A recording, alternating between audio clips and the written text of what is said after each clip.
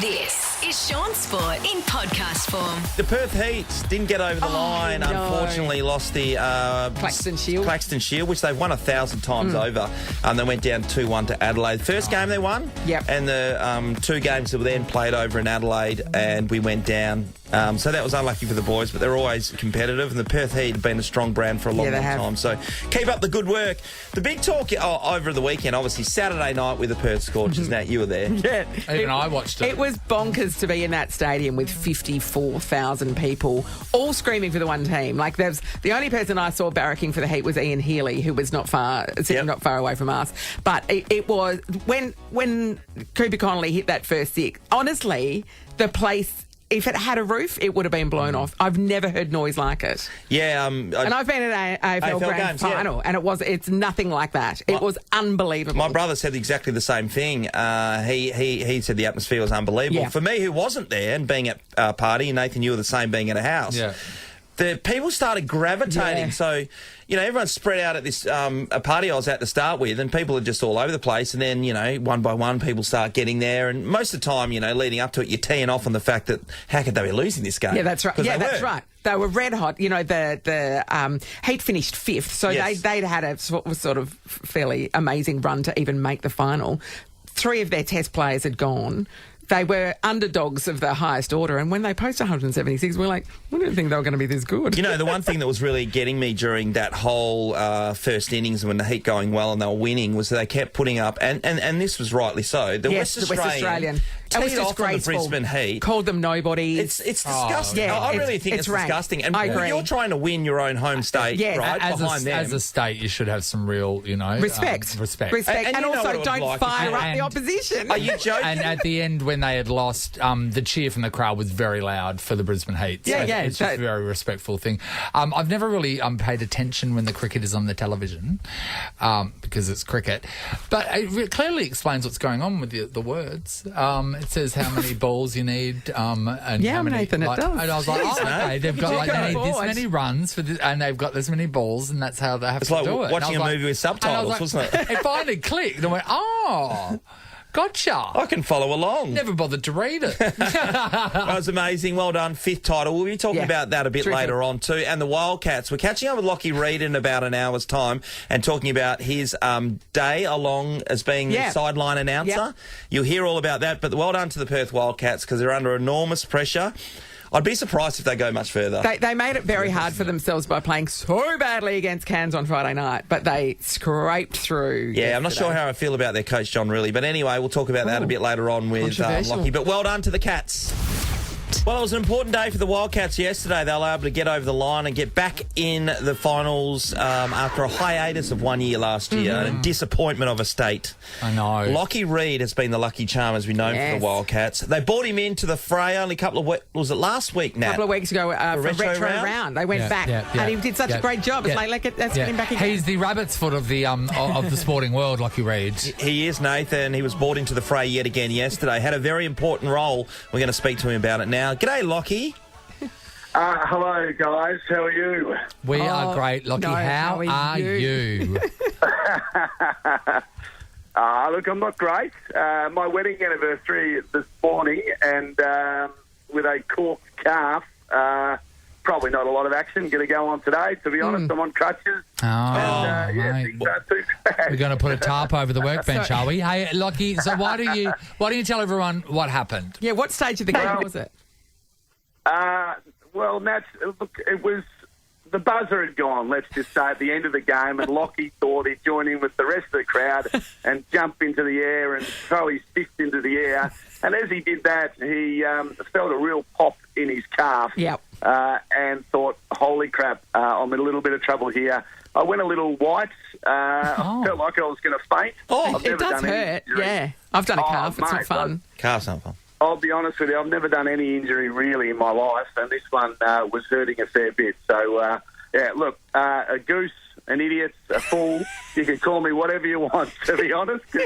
Don't call me maybe. It's quite hilarious. So, Lachy, was it one of those injuries where everyone was like, people were gathering and everyone was super concerned and the crowd got bigger and bigger and then you were like trying to act like it's all cool, but it wasn't?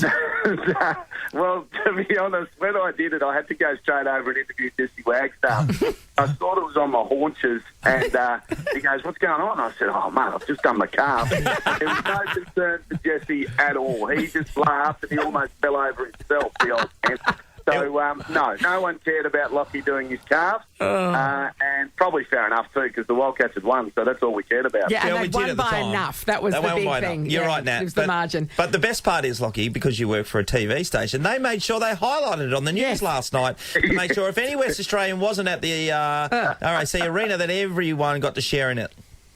Yep, and they don't have jobs today, Shawnee Mac. So on the boss, and they've all been sacked. The heads are rolled. Isn't it terrible when you've got a job? A lot of people, if something was to happen to them while they're working, they can just stop and go. Yes. But when you've got to keep powering on, that's Lachy. Well, also hurting yourself in celebration. That's right. Hurting yourself when you're not the player is a bit embarrassing. Lachy, does it make you feel better that essentially Lauren Jackson did the same thing in her last game? Yeah, look, they used to compare me to Lauren Jackson. I used to say that Lachy Reid. He's an MVP. No, Matt, to be honest, the courtside announcer should never rip his calf in celebration at the end of the game. Simple as that. I think it just goes to show how much you put your heart and soul into that courtside announcing, and that's why they brought you back, because you are the best at it. Yeah, I'd like to say, because earlier in the morning, to be honest, I body slammed my son to wake him up to get him to the basketball, and I got a little bit of cramp when I did that. So I'm actually thinking I might have torn it then. So I braved through the whole game with a torn calf and probably just did a little bit more in celebration. Let's go with that story. It's probably we'll take it. So what's one doing to recover, Lachy? I've got ice, regular icing. I've seen the Wildcats doctor. They were very concerned about me as to whether I could get up for the next game. Yes. I've got crutches. I actually was on the crutches, went out to get the present for the wedding anniversary, nearly fell over and destroyed the present, but I'm fine, and she's very happy, and I'm going to stay in bed all day, I think. So, of the Wildcats doctors' patients of that night, were you the most severe injury? Yes. Shaun hurt his knee, but he was able to go back and play. Lachy had to be wheeled out. And we don't know what was wrong with Bryce Cotton, but something was wrong. Still nowhere near as bad as you, Lachy. No, that's right. No, fantastic game, wasn't it? I mean, it was just the great sports theatre. They had to win by 11. They won by 12. Got to within 8, I think, with about 50 seconds to go, and they still got the job done. So it was an amazing afternoon. Well, Lachy, the Wildcats are back in action Thursday evening, so will you be a part of this at all? I'll be sitting on the couch watching the game. Yeah, that one's in Melbourne, I can't fly. Yes. You won't be, I just want you in a little electric wheelchair going up and down the court. Or a gopher. A Wildcat-themed gopher. Oh, that would be nice. Or they could put you on one of those little trolley things that, like, where you have your knee going backwards and you push yourself around on one of those. Where people don't realise how big an idiots they look. Yeah, that's right. You could go up and down on the sidelines of one of those. I couldn't be more of an idiot anyway, so I'll do whatever, to be honest. Good on you, Lachy. 10 years first, everybody. You can see Body Lachy. On the line. He'll be sitting down. There you go. Love your work, Lachy. Thanks, mate. Time to catch up with a good Steve. Our good Steve, our favourite Steve. Good friend, Stevie Butler, right for the West Aussie. Friend Butler, they call me. Friends Butler. For the first time this year. Good morning, Stephen. Happy New Year, guys. When is it still? Can you still do that? I think so. Yeah, I'd say so. Yeah, well, it's first time I've seen each other, so yes. Oh, we're coming off a great weekend too, Steve. You would have been right amongst the Scorchers action, I'd imagine. Oh, it was just amazing, wasn't it? I mean, to see what that franchise has actually built, and it was a pretty significant weekend all round for West Australian sport, wasn't it? But, I mean, to see them headline the act and to see Ashton Turner, who I just absolutely love. How he's not in the Australian team, I don't know. There's no batsman in that shortest form of the elite game who plays a better, more controlled, more timed innings than Ashton Turner. He is absolutely remarkable, and he is the best at it in Australia by a long shot at the moment. Steve, I watched some of it. I know. Tell everyone. Wow. I know. Well, were you stuck to the couch? No, I was around at Mum and Dad's house, and Dad kept going, I never watched cricket, but we're going to watch this. No worries. So we ended up watching it, and it was absolutely amazing. And I was really happy to see Cooper Connolly.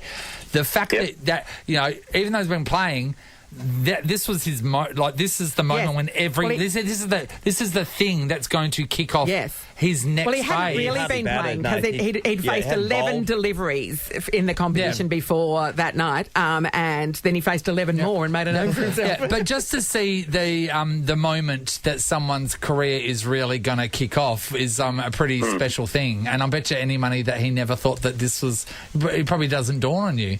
And Shaun, you would have seen it in football when someone suddenly has this killer game and everything. Their breakout moment. I hope you can back it up next year. Well, when you have that moment and you've got the chance, that you either do or die, don't you? And, you know, a lot of players have had that chance and then fallen by the wayside. I remember watching Nat Fyfe. I think it was his 5th game. You might have been playing in it, Shaun, I can't remember. But it was in Sydney, and he was playing on Ryan O'Keefe, who was an absolute all-Australian superstar, and he towed him up, and he was a skinny kid whose thighs didn't even touch his shorts at that stage, the side of his shorts at that stage. And I reckon that was the day that Nat Fyfe truly believed, and that was the making of Nat from there. I mean, he might have got there anyway, but that was a real push for him. But, you know, you can see it in Cooper as well.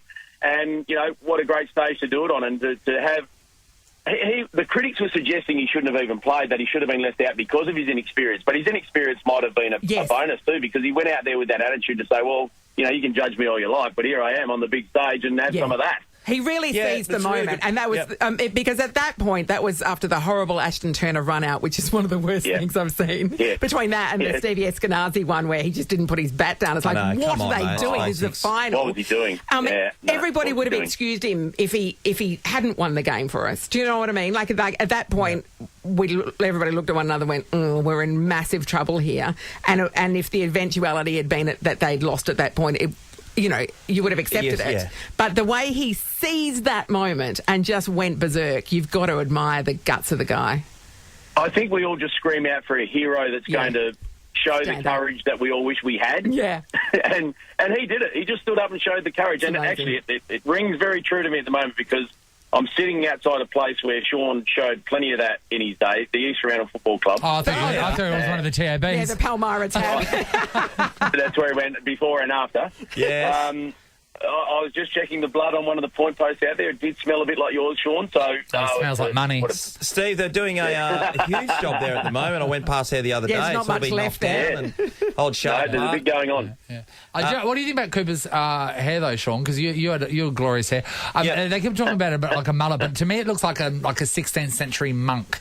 It's got that religious sort of, you know, if he was wearing robes, because you had, you know, very iconic hair, Shaun. Undercut, curls with the undercut. Yeah, I had perm going too, so Got a bit of the Albie mangles about it, I reckon. Oh, the Albies. Yeah. Right, right in the mangles, hey? It's a throwback reference. Steve, the Perth Wildcats, they scraped through by the barest of margins yesterday. It looked like they were done and dusted after Friday night's Friday was an atrocious match. I sat in the stands on Friday night, quite near the owner, Craig Hutchinson, and Hutchie was a devastated unit. But it wasn't over, and they proved that yesterday. But look, it is a worrying sign. The question marks are definitely there, because when you're playing for your season and then you come out and play as insipidly as they did on Friday night, like having played basketball for a long time, when a team gets a run on, you don't let them do easy layups. You make them earn it from the stripe. Yeah. And the way the Wildcats opened up like Moses parting the Red Sea to the basket was pretty horrible to watch. And you know, when you're seeing a big bloke like Majuk just sit on the bench and not even get out there to smack a few round, I worry a bit about their rotations. But in the end, you know, they showed the guts to get into the play-in series. They face a sudden death now on Thursday night against South East Melbourne Magic, who, you know, they often have trouble with Mitch Creek, so they're really going to have to be on their defensive game to get there. So, yeah, my jury's out on them. I reckon if you're in front of your big Red Army at home on a Friday night against the opponent you should really beat in Cairns, and not that they're that bad, I must say, then and you show that sort of insipidness, it's a worry. But if you can show the courage to fight back against the best team in the land who want to actually throw you out of the finals, then that's probably a big tick for them as well. Yeah, and the fact that they got that victory yesterday without Bryce Cotton firing, he had an absolute shocker. He was horrendous. It's probably the worst game he's played, I think. Yeah. So you hope that, a champion like him will be up. He was on 2 Thursday. for 20, Nat. Yeah, I know. Well, let's face it, though, on Friday night, the Webster pack, the two Webster brothers, they were pretty ordinary. Yeah. And obviously one of them fought back yesterday and had a blinder. So you it's want good to see to see others standing up when Bryce has a shot. It is, it is. Steve, Correct. all morning we've been talking about how wealthy Shaun is. Everyone's been sharing stories, especially about his Yeti Esky, because Natalie and I don't have Yeti Eskis. No, which I've got some Esky. I've got a Can you talk about the pile of money sitting in the corner of your house? He paid Is this $400. another TAB reference? No. $400. And how many bottles does it fit in, Shaun? 16 cans. 16 cans, $400. No, sorry, 18 cans. Yeah, I just want to speak to. I just want to get away from Downton Abbey and speak to the people, Steve. The real people, like us country folk. Like us simple country folk. You don't have like a big expensive like esky for like 2 cans of beer, do you? No, I think mine's got a yellow wicket on it. I got it, I think half price at Woolies. I know the one. I know a guy, Steve. Not like bougie McManus, eh? Yeah, that's right. You are the Well, worst. I'm feeling a bit old today. I just dropped off my son for his first high school camp. Oh, sitting outside the it's only like the second week back. They chuck him straight into camp straight away, do they? It's straight to camp. Yeah, they don't muck around at CBC. Yeah, that's it. Oh, another CBC boy. Yep. That's it. Mate. Genius at large. Money. Money. Catholic system, mate. Steve, at the Catholic High system. school for these were like a pocket of shrapnel. Shout out to Don Bergio, We'll catch up later this week for a loan, Shawnee. Got a shout out to the principal, Don Bergio. I never do it to him. He's Why do you always have to like, suck up to the principal? Better school fees. Well, Love you, Dom. Do you think you're going to get a discount because you're shouting out to the principal? That's the saddest thing I've ever heard. And I'd like to give a shout out to my really good friend Michael Yeti. Great Eskies. Love your work, Steve Butler. Paul Patterson's the guy you need to hit up. lovely to chat again, guys. Have a good week. Shaun Sport is a Nova podcast. For more great comedy shows like this, head to novapodcast.com.au.